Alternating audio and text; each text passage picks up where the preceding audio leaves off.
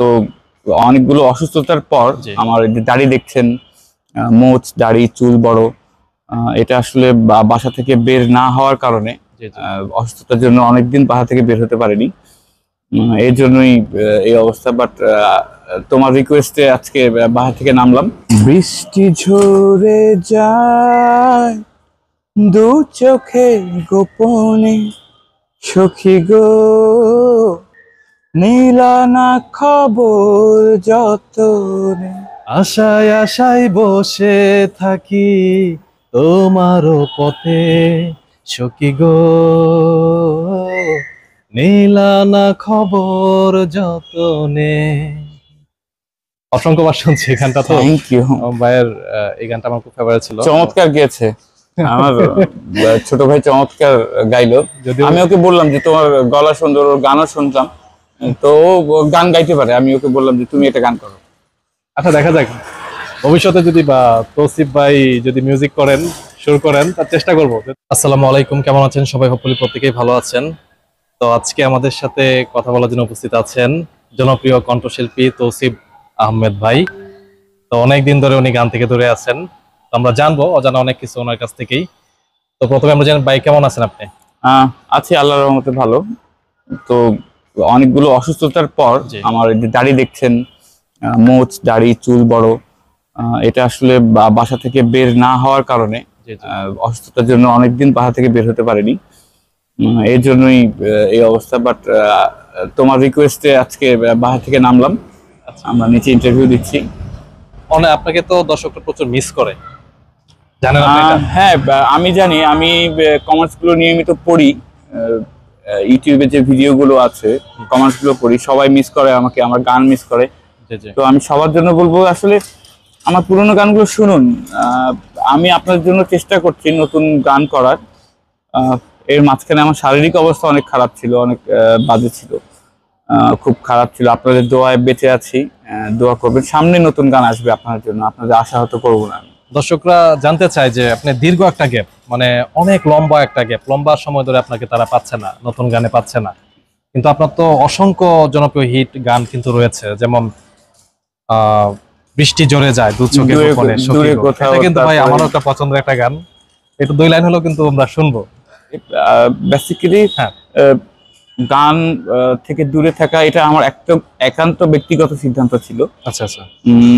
অনেকদিন গান করি না, এটা আমার একান্ত ব্যক্তিগত বিষয় ছিল, পারিবারিক বিষয় ছিল, ব্যক্তিগত বিষয় ছিল, প্রেম বিষয় ছিল, বিয়ে বিষয় ছিল। তো সবগুলো মিলাই আমি গান থেকে দূরে ছিলাম। এখন ইনশাল্লাহ আপনারা আবার আমাকে শুনতে পাবেন, এটা আশা করি। আপনার হিট অনেকগুলো হিট গান ছিল, এর মধ্যে কিন্তু বৃষ্টি ঝরে যায় দু চোখে গোপনে, তারপরে হচ্ছে দূরে কোথাও আছি বসে, তাছাড়াও আরো অনেক অসংখ্য গান কিন্তু আপনার জনপ্রিয় আছে। আমারে চারিয়ারে বন্ধু, এই গানটা তো ওই সময় প্রচুর এফএম এ কিন্তু বাজতো আপনার গানগুলো, এবং প্রচুর ভক্ত শ্রোতা কিন্তু আপনার সারা দেশে কিন্তু রয়েছে, তারা কিন্তু আপনাকে অনেক মিস করে। ইভেন আমি কিছুদিন আগে ধরুন ইউটিউবে আপনার একটা গান দেখি, নিচে কমেন্টস আসছে যে 2025-এ কে নতুন শুনতেছেন গানটা, এরকম। হ্যাঁ, আমি নিজেও দেখি, কমেন্টস গুলো পড়ে দেখি যে আমাকে অনেক মিস করে। তো গান থেকে দূরে থাকার কারণ আমি বারবারই বলেছি যে এটা আমার ব্যক্তিগত বিষয় ছিল।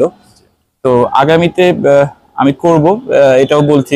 আগামীতে আপনারা নতুন গান শুনবেন, এটাও আমি আশা রাখি আর কি। ভালো গান শুনবেন ইনশাল্লাহ। তো আপনার শুটিং করতে যে কোনো মজার কোনো ঘটনা বা স্মরণীয় কোনো ঘটনা কি মনে পড়ে? অনেক কাজই তো করছেন। মজার ঘটনা, বেসিক্যালি আমি ভিডিও অনেক কম করেছি, ভিডিওতে আপনারা অনেক কম দেখেছেন আমাকে। মজার ঘটনা ছিল ময়মনসিংহের জমিদার বাড়িতে ভিডিও করতে গেছি। তো ওখানে একটা সিংহের ছিল, স্ট্যাচু ছিল। তো ওই স্ট্যাচুর উপর আমাকে ওঠানো হয়েছিল। তো ওটা মিনিমাম 20 ফুট উপরে ছিল সম্ভবত। তো মই লাগায় উঠতে গিয়ে আমি 2বার পড়ছি, তারপর 3য়বার উঠেছি এখানে। তো এরকম অভিজ্ঞতা অন্য কোনো শুটিং এ হয়নি। বেশ মজার অভিজ্ঞতা ছিল। তখন আমার বয়স অনেক কম ছিল, আরো 12-14 বছর আগের কথা বলছি। বেশ ভালো লেগেছে ময়মনসিংহের জমিদার বাড়িগুলো দেখতে। শুটিংটা ওখানে হয়েছিল, আমি প্রথম দেখলাম জমিদার বাড়িগুলো। তো আমার ভালো লেগেছে আর কি। আচ্ছা, কি খেতে পছন্দ করেন বেশি? পছন্দের আমি আগে মিষ্টি অনেক বেশি খেতাম, ডায়াবেটিক ধরা পড়া প্রায় 15 বছর হয়ে গেল, 14 ইয়ার্স। জি। এখন মিষ্টি খুব কম খাই, আর মিষ্টি কম খাওয়ার চেষ্টা করি, বাট এখনো বলবো যে আমার মিষ্টি খেতেই বেশি ভালো লাগে। আর এখন তো অনেক নিয়মকানুন চলে আসছে আপনার, যেহেতু নিয়ম কারণ ডায়াবেটিস ধরা পড়ছে। 11টা ওষুধ খেতে হয় প্রতিদিন, সময় অনুযায়ী, একদম টাইম টু টাইম। তো এই 11টা ওষুধ খাওয়া, খেতে মনে রাখা, এটা এটা অনেক একটু টাফ একটা বিষয় আমার। কি খেলা পছন্দ করেন বেশি? আমি ক্রিকেট খেলেছি, প্রিমিয়ার ডিভিশন ক্রিকেট খেলেছি বাংলাদেশে। আমার ইচ্ছা ছিল ক্রিকেটার হওয়ার, আমার বাবা রাজি ছিলেন না ক্রিকেটার হওয়ার, নাহলে আমি আজকে ক্রিকেটারই হয়তো হতাম।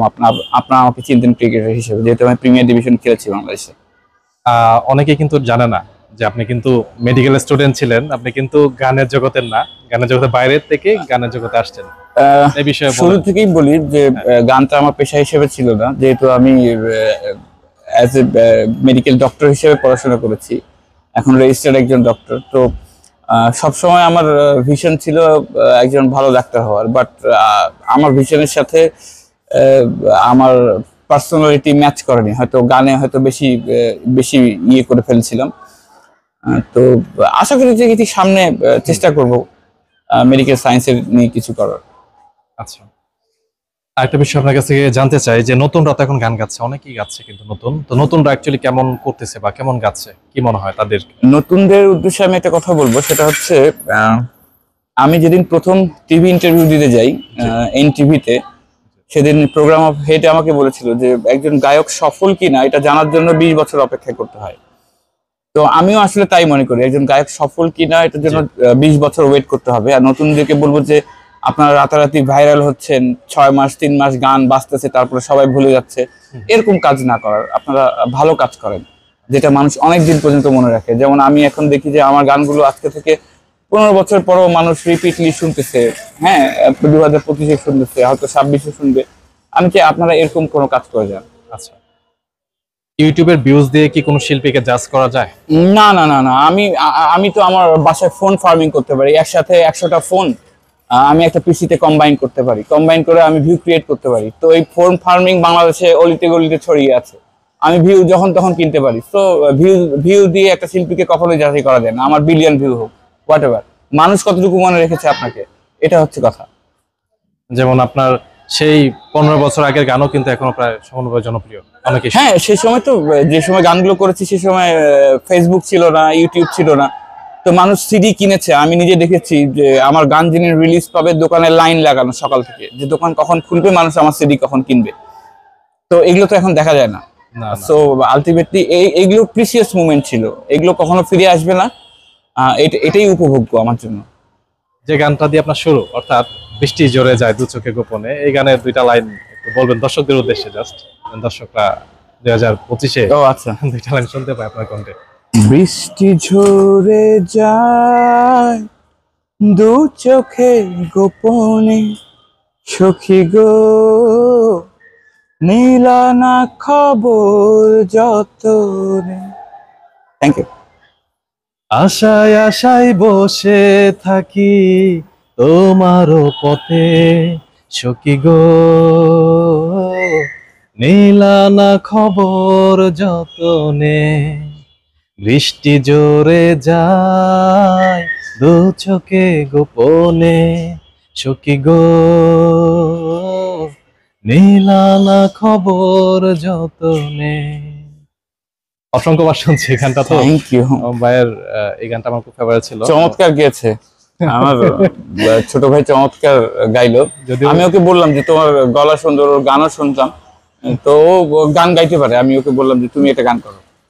আচ্ছা, দেখা যাক ভবিষ্যতে যদি বা তৌসিফ ভাই যদি মিউজিক করেন, সুর করেন, তার চেষ্টা করব, যদিও শিল্পী না, চেষ্টা করব, দেখা যাক যদি উনি সুযোগ দেয়। উনি কিন্তু পার্লামেন্ট মেম্বার ইলেকশন করেছে, এটা আমার জানা ছিল না। আমি জেনে কিন্তু সবচেয়ে অবাক হয়েছি যে এত অল্প বয়সে একজন পার্লামেন্ট মেম্বার হয়ে ইলেকশন করেছে। এটার জন্য কৃতিত্ব, ধন্যবাদ জানাই ছোট ভাইকে। তাকেও অনেক ধন্যবাদ। আর এখন কি নিয়ে তাহলে ব্যস্ততা সময় যাচ্ছে? এখন সময় যাচ্ছে না ভাইয়া, সময়ের জন্য ওয়েট করছি। ডাক্তার আমাকে বিশ্রাম নিতে বলেছে। আচ্ছা আচ্ছা। তো এই বিশ্রামের জন্য বাসা থেকে বের হওয়া হয় না। তো বিশ্রামই নিচ্ছি, হয়তো এই মাসে শেষ হয়ে যাবে। আগামী মাসে দেখি নতুন কিছু করা যায় কিনা। কারণ দর্শকরা আপনার নতুন গানের অপেক্ষায় আছে, তো আমরাও অপেক্ষা করি যে আপনার নতুন কোনো গান ইনশাআল্লাহ, রিলিজ হবে, দোয়া রাখো। সেই জন্য অপেক্ষা করছি। দর্শকদের উদ্দেশ্যে কিছু বলার আছে কিনা? দর্শকদের উদ্দেশ্যে বলবো যে আপনারা বাংলা গান শুনুন, ভালো বাংলা গান শুনুন, আর দোয়া করবেন আমাদের জন্য। তো সবাই অনেক অনেক ভালো থাকবেন, সুস্থ থাকবেন, দোয়া করবেন। আল্লাহ হাফেজ।